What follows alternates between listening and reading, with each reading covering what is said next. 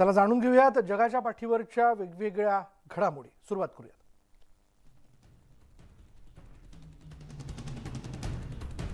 रशियाच्या संरक्षण मंत्रालयाच्या प्रवक्त्यांनी शनिवारी युक्रेनमधील आणखी काही प्रदेशांवर आपला ताबा त्यांनी मिळवल्याचा दावा केला असून रशियन सैन्याने डोनेत्स्क भागातील डुव्हरेचे उपनगर युक्रेनच्या तावडीतून मुक्त केल्याचं म्हटलंय। रशियन संरक्षण मंत्रालयाने जारी केलेल्या व्हिडिओमध्ये इगोर यांनी ऑपरेशनल टॅक्टिकल आणि आर्मी एव्हिएशन क्षेपणास्त्र सैन्य आणि दक्षिणी लष्करी जिल्ह्याच्या तोफखान्याच्या फायर सपोर्टसह हल्ल्याच्या तुकड्यांनी डोनेत्स्क पीपल्स रिपब्लिकच्या डुव्हरेची उपनगर मुक्त केलेलं आहे। युक्रेनियन सशस्त्र दलाचं मोठं नुकसान झाल्याचा दावा करत किमान 50 सैनिक ठार झाले असून 2 लष्करी वाहनं, 3 पिकअप ट्रक आणि 2 D-20 आणि D-30 हवित्झर तोफा नष्ट झाल्याचाही दावा त्यांनी केला। युक्रेनचे राष्ट्राध्यक्ष व्होलोडिमीर झेलेन्स्की यांनी शनिवारी सकाळी हेलिकॉप्टर अपघातात मृत्युमुखी पडलेल्या लोकांच्या कुटुंबियांचं सांत्वन केलं। झेलेन्स्की त्यांची पत्नी ओलेना झेलेन्स्की यांच्या समवेत कुटुंबातील सदस्यांचं ते सांत्वन करत होते आणि मृत्युमुखी पडलेल्यांच्या स्मृतीवर त्यांनी पुष्पहार अर्पण केला। दुर्घटनाग्रस्त हेलिकॉप्टर युक्रेनचे गृहमंत्री डेनिस मोनास्ट्रिकी आणि इतर उच्च अधिकाऱ्यांना घेऊन जात होतं। हेलिकॉप्टर कीवच्या निवासी ब्रोवरी भागातील इमारतीवर कोसळलं आणि सुमारे डझनभर लोकांचा मृत्यू झालेला आहे। रशियाने युक्रेनवर आक्रमण केल्यापासून देशाच्या पोलीस आणि आपत्कालीन सेवांवर देखरेख करणारे मोनास्ट्रिकी हे सर्वात वरिष्ठ अधिकारी होते। युक्रेनचे राष्ट्राध्यक्ष व्होलोडिमीर झेलेन्स्की शनिवारी हेलिकॉप्टर दुर्घटनेतील बळींच्या अंत्यसंस्कारात सहभागी झाले होते। झेलेन्स्की आणि त्यांची पत्नी ओलेना यांनी युक्रेनच्या निळ्या आणि पिवळ्या ध्वजांमध्ये लपेटलेल्या 7 कॉफिन्सपैकी प्रत्येकावर फुलं अर्पण केली। कीवच्या ब्रोवरी भागात बुधवारी झालेल्या अपघातात बळी पडलेल्यांच्या कुटुंबियांशी त्यांनी संवाद साधला। गृहमंत्री डेनिस त्यांच्या मंत्रालयातील अधिकाऱ्यांसह जात असताना हेलिकॉप्टर दुर्घटनाग्रस्त झालं, ज्यात क्रूसह त्यांचा मृत्यू झाला। युक्रेनवर गेल्या 4 दिवसात आलेली ही दुसरी मोठी आपत्ती होती। रशियन क्षेपणास्त्रांनी डनिप्रोमधील इमारतींवर हल्ला केल्यानंतर बहुतांशी नागरिक यामध्ये मृत्युमुखी पडलेत। युक्रेनचे राष्ट्राध्यक्ष व्होलोडिमीर झेलेन्स्की यांनी शनिवारी सांगितले की युक्रेनियन अन्न निर्यात रोखण्याच्या रशियाच्या प्रयत्नांविरुद्ध जगाला अधिक दृढ निश्चय आणि अधिक सहकार्य आवश्यक आहे। झेलेन्स्की यांनी बर्लिन कृषी मंत्र्यांच्या परिषदेत व्हिडिओ लिंकद्वारे सांगितले की गेल्या वर्षी फेब्रुवारीमध्ये युद्ध सुरू झाल्यापासून त्यांच्या देशाची निर्यात निम्म्यावरती आली आहे। झेलेन्स्की म्हणाले की दुष्काळाला राजकीय प्रभावाचं साधन बनविण्याचा प्रयत्न करणाऱ्या जुलमी मानसिकतेला वेळीच आवरण्याची गरज आहे। शनिवारी लुनार न्यू इयरच्या उत्सवाची तयारी सुरू झाल्यामुळे हाँगकाँगच्या फ्लॉवर मार्केटमध्ये पारंपरिक पीच फुलं परत दिसलेली आहेत। नवीन वर्षाच्या दिवसापर्यंत फुलं खरेदी करणं ही वार्षिक परंपरा आहे। व्हिक्टोरिया पार्कमधील फ्लॉवर मार्केट कोविड-19 साथीच्या काळात बंद करण्यात आलं होतं। फ्लॉवर मार्केटमध्ये असताना लोकांना खाऊ किंवा पिऊ नका याची आठवण करून देण्यासाठी लाऊडस्पीकरवर रेकॉर्ड केलेल्या घोषणा वाजवल्या जातात। कोविड-19 पसरवण्यापासून सावधगिरी बाळगली जाते। हाँगकाँगमध्ये अद्याप मास्क सक्ती आहे आणि स्थानिक अधिकारी कोरोना व्हायरस नियंत्रण उपायांबद्दल सावधगिरी बाळगण्याचं आवाहन करतात। तैवानची अर्थव्यवस्था हळूहळू कोरोना व्हायरसच्या सावटातून सावरत असल्यानं तैवानमधील लोक लुनार न्यू इयरसाठी उत्सवाची तयारी करतात। तैवानी नागरिक रविवारपासून सुरू होणाऱ्या या सणाची जोरदार तयारी करत होते आणि या वर्षीचा प्राणी चीनी राशीच्या सशाच्या वर्षाचं स्वागत करण्याची तयारी ठिकठिकाणी दिसत होती।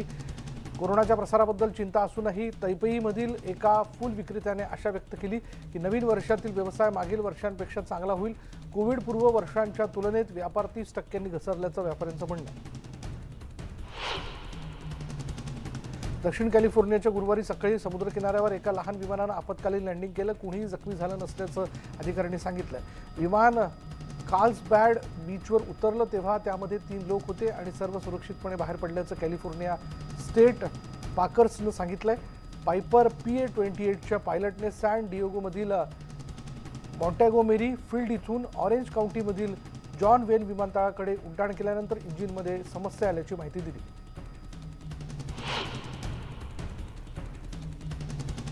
कॅन्सस सिटी फ्युनरल होमजवळ गोळीबार झाला आणि ज्यात 4 जण जखमी झाले, त्यापैकी एक गंभीर आहे। पोलिसांनी या घटनेचा तपास सुरू केलेला आहे। दक्षिण कॅन्सस शहरातील एलिट फ्युनरल चॅपल इथे सकाळी 11:30च्या सुमारास गोळीबार झाल्याची माहिती मिळाली। गोळीबारात जखमी झालेल्यांपैकी 2 जणांची प्रकृती स्थिर असून एकाची प्रकृती गंभीर आहे। आणखी एका व्यक्तीला काचेचा मार लागल्यानं किरकोळ दुखापत झाली। न्यूयॉर्कच्या एका विमानतळाजवळ एक छोटं विमान कोसळलं, त्यात पायलट आणि प्रवासी ठार झाल्याचं अधिकाऱ्यांनी सांगितलं. हे विमान न्यूयॉर्कच्या जॉन एफ केनेडी आंतरराष्ट्रीय विमानतळावरून रिचमंड हाईट्स ओहायो इथल्या कुयाहोगा काउंटी विमानतळाकडे जात होतं. तेव्हा वैमानिकानं संध्याकाळी 6:15च्या सुमारास इंजिनमध्ये बिघाड झाल्याची माहिती दिली, पण त्यांना सुरक्षित स्थळी विमान थांबवणं कठीण झालं. वेस्ट चेस्टर पोलीस आणि अग्निशमन दलाचा आपत्कालीन पथक जंगलात आणि विमानासाठी जवळच्या जलाशयातून त्यांनी शोध घेतला आणि FFA national transportation safety board याबद्दलची आता चौकशी करणार आहेत.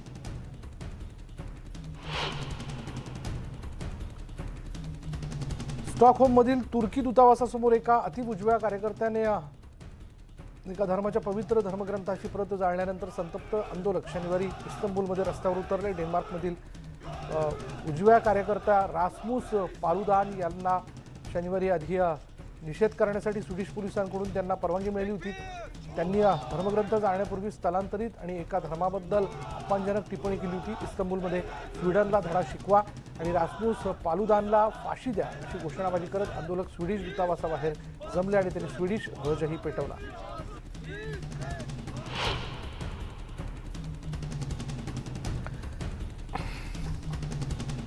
शेकडो कुर्दिश समर्थक आणि नाटो विरोधी कार्यकर्त्यांनी शनिवारी स्टॉकहोम शहरातून मोर्चा काढला. आंदोलकांनी कुर्दिस्तान वर्कर्स पार्टीसह विविध कुर्दिश गटाचे झेंडे जे आहेत ते फडकावले. या गटांनी तुर्कस्तान विरुद्ध दशकभर बंडखोरी केलेली आहे. तुर्की, युरोपियन युनियन आणि अमेरिकेमध्ये PKK हा दहशतवादी गट मानला जातो, पण स्वीडनमध्ये त्यांच्यावर बंदी नाही. आंदोलकांनी तुरुंगात असलेले कुर्दिश बंडखोर नेता अब्दुल्ला ओकलान यांच्या चेहऱ्यासह झेंडे हातात धरले आणि घोषणाबाजी केली. पंतप्रधान बेंजामिन नेतान्याहू यांच्या नवीन सरकारच्या न्यायिक व्यवस्थेत फेरबदल करण्याच्या योजनांचा निषेध करण्यासाठी शनिवारी तेल अविवमध्ये हजारो इस्रायली नागरिक जमले होते. विरोधकांचं म्हणणं आहे की देशाच्या लोकशाही आणि इतर मूलभूत गोष्टींना धोका आहे. इस्रायली मीडियाने पोलिसांचा हवाला देत सांगितलं की शहरात सुमारे 1 लाख लोक आंदोलन करत होते आणि या आंदोलनांना माजी पंतप्रधान यायर लॅपिड आणि प्रमुख विरोधी पक्षाचे नेते येश अतीद उपस्थित होते. इस्रायली झेंडे आणि बॅनर उंचावून आंदोलकांनी मध्यवर्ती रस्ते रोखून धरले होते. इतर निषेध आंदोलनं ही जेरुसलेम, हैफा आणि बीरशेबा इथे झाली. निवृत्तीच्या वयाच्या मुद्द्यावरून फ्रान्समध्ये आंदोलन सुरू आहे. पेन्शन नियमांमध्ये प्रस्तावित बदलांमुळे संतप्त फ्रेंच कामगार हायस्पीड ट्रेन्स थांबवत आहेत, वीज पुरवठा खंडित करतायत. रस्त्यावर उतरत त्यांनी निषेध नोंदवत देशव्यापी संप पुकारलाय. इमॅन्युएल मॅक्रॉन यांच्यासाठी ही मोठी परीक्षा आहे. सेवानिवृत्तीचं वय 62 वरून 64 पर्यंत वाढून नवीन नियमांनुसार पेन्शन मिळण्यापूर्वी कामगारांना जास्त काळ काम करावं लागेल. फ्रेंच नागरिक सुधारणांना विरोध करतात असं मतदानातून दिसून आलंय.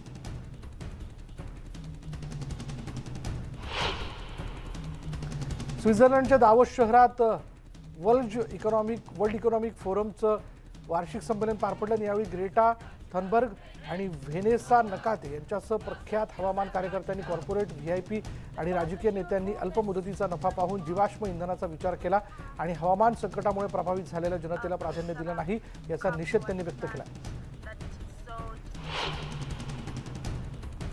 मार्च फॉर लाईफ समर्थकांनी शुक्रवारी रो व्ही खेड खटल्याला 50 वर्ष पूर्ण झाल्याच्या अनुषंगाने अमेरिकेत नव्यानं गर्भपात धोरण बनवण्याच्या निर्णयाचं स्वागत केलं. राष्ट्राध्यक्ष जो बायडन यांनी राईट टू अबॉर्शन हा जो अधिकार आहे तो पुनर्संचयित करण्यासाठी सर्व काही करण्याचं वचन दिलेलं आहे. सुप्रीम कोर्टाने जूनमध्ये रो विरुद्ध वेड खटल्याचा निकाल उलथून टाकल्यानंतर मार्च फॉर लाईफ हा पुन्हा फोकसमध्ये आला.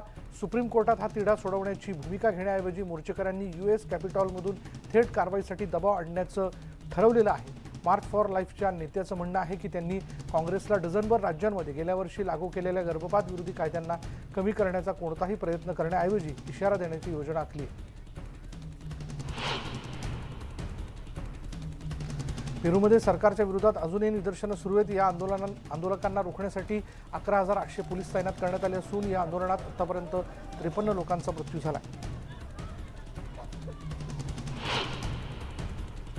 अर्जेंटिनातल्या सततच्या दुष्काळामुळे सांता फे प्रांतातील शेतकरी चिंतेत आहेत. 4 महिने उशिरा आल्यानं दुष्काळामुळे जिएलेब्रा फार्ममध्ये अलीकडच्या काही महिन्यांमध्ये 300हून अधिक जनावरांचा मृत्यू झाला. सांता फे प्रांतात 3000 गायींचा मृत्यू झाल्याचा अधिकाऱ्यांचा अंदाज आहे. 3 वर्षांपासून असलेला दुष्काळ हा ला निना हवामानामुळे आला आहे आणि ज्यामुळे लाखोंचं आर्थिक नुकसान झाल्याचं बघायला मिळतं. सर्बियामध्ये या आठवड्यात आलेल्या पुरामुळे शाळा बंद झाल्यात. रेल्वे वाहतुकीवर देखील परिणाम झालाय. घरं आणि शेतजमिनींचं मोठ्या प्रमाणात नुकसान झालंय. सर्बिया, बोस्निया, मॉन्टेनेग्रो, अल्बेनिया आणि कोसोवो इथे अतिवृष्टी आणि अवेळी उष्ण हवामानामुळे पूर परिस्थिती उद्भवली आहे. पावसाचं बर्फात रूपांतर झाल्यानं शुक्रवारी अनेक भागात तापमानात घट झाली. हिवाळ्यात मुसळधार पाऊस झाल्यानं या प्रदेशातील अनेक लहान नद्या आणि नाले ओसंडून वाहू लागले. आजूबाजूच्या भागात पूर आलेला आहे आणि अनेक लोकांना त्यांच्या घरातून बाहेर पडावं लागलंय. पुराचं पाणी अनेकांच्या घरात शिरलं, त्यामुळे घरातल्या वस्तूंचं देखील मोठ्या प्रमाणात नुकसान झालेलं आहे. प्रिबोज या सर्बियन शहरातील रहिवाशांनी याबद्दलची माहिती देऊ केली आहे. नैऋत्य आणि दक्षिण सर्बियामधील 7 नगरपालिका आणि शहरांमधील अधिकाऱ्यांनी आपत्कालीन स्थिती घोषित केली आहे. सर्बियन शहर नोव्ही पझारमध्ये एक मृतदेह सापडलाय. गुरुवारी याच भागातल्या रस्का नदीच्या पाण्यात 2 मृतदेह हे वाहून गेले. वर्ल्ड हेल्थ ऑर्गनायझेशनने सादर केलेल्या अहवालानुसार कोविड-19 लसीकरणाचे फायदे हे लसींच्या दुष्परिणामांच्या संभाव्य जोखमीपेक्षा खूप अधिक आहेत आणि सध्याच्या लसीची परिणामकारकता डोस घेत असलेल्या लोकांवर अवलंबून आहे. जानेवारी 2023 पर्यंत जागतिक लोकसंख्येच्या 83% लसीकरण करण्यात आलेलं आहे. कोविड-19 पासून संरक्षण करण्यासाठी आपल्याला ज्या लसी आहेत त्या खरोखर प्रभावित आणि त्या गंभीर आजार आणि मृत्यू रोखण्यासाठी अत्यंत प्रभावी आहेत, अशी माहिती WHOचे लस आणि जीवशास्त्र संचालक डॉक्टर केट ओब्रायन यांनी जिनेव्हा येथे संयुक्त राष्ट्र पत्रकार परिषदेत ही माहिती देऊ केली आहे. चीनच्या नॅशनल हेल्थ कमिशनने गुरुवारी सांगितलं की हॉस्पिटलमधील गंभीर लक्षणं असलेल्या रुग्ण विभागांमध्ये कोरोना व्हायरस रुग्णांची संख्या जानेवारीच्या सुरुवातीस शिगेला पोहोचली होती. आयोगाच्या वैद्यकीय आपत्कालीन विभागाचे प्रमुख गुओ यान होंग यांनी एका पत्रकार परिषदेत सांगितलं की 5 जानेवारी रोजी गंभीर लक्षणं असलेल्या कोरोना व्हायरस रुग्णांच्या संख्येत वाढ झाली असून 17 जानेवारीपर्यंत रुग्णसंख्येत 44.3% घट झाली आहे. फिव्हर क्लिनिक्स आणि आपत्कालीन विभागातील संख्या देशभरात शिगेला पोहोचली आहे आणि नॉन कोविड-19 रुग्णांसाठीच्या सेवा बाह्य रुग्ण क्लिनिकमध्येच करण्यात आल्याची माहिती गुओ यांनी दिली.